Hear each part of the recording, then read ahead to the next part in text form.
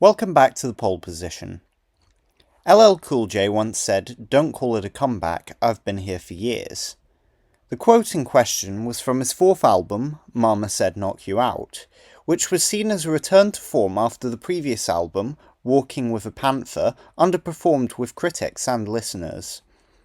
I tell you this because that same feeling of enthusiasm and bombast has now been seen in the recent election result in Australia, where the previously unpopular Labour government made a surprise return, beating the Liberal National Coalition decisively, ensuring they will remain in government for the next 3 years with a firm majority.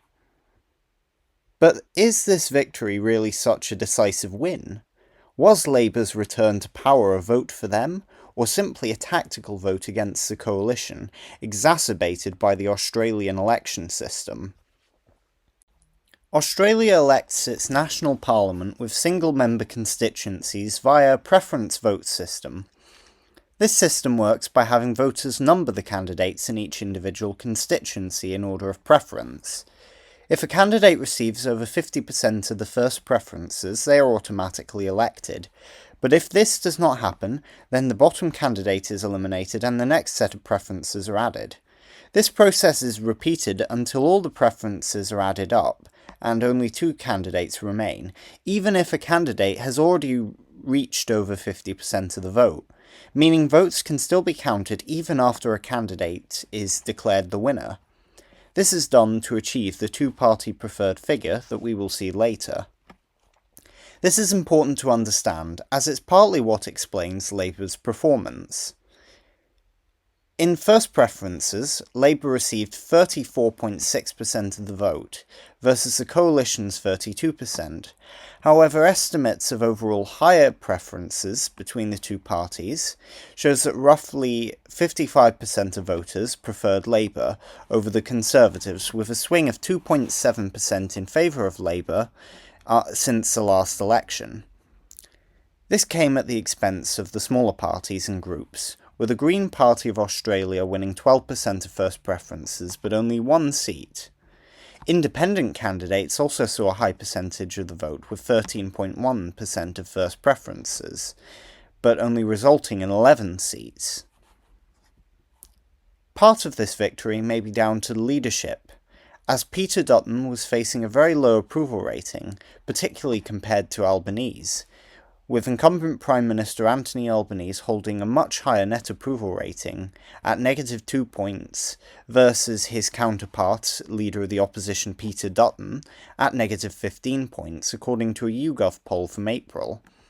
The same poll showed that 48% of Australians preferred Albanese compared to 37% supporting Dutton.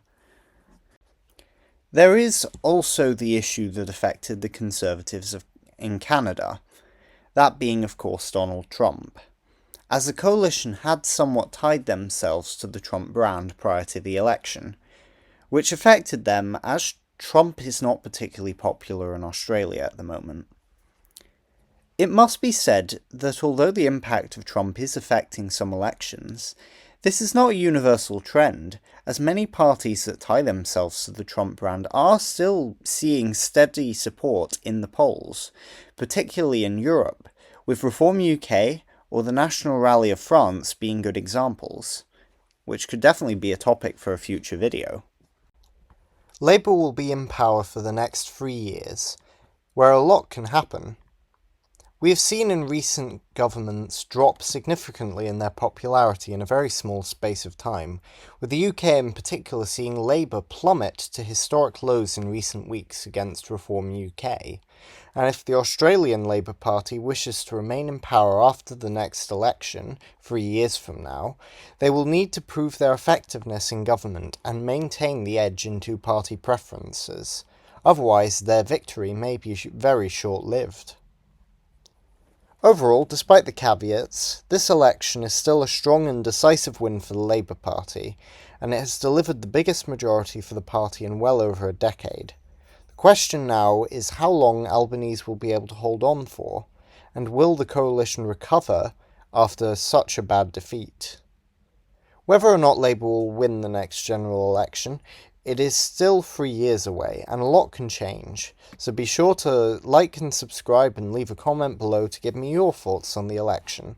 As always, have a great day, and I'll see you next time.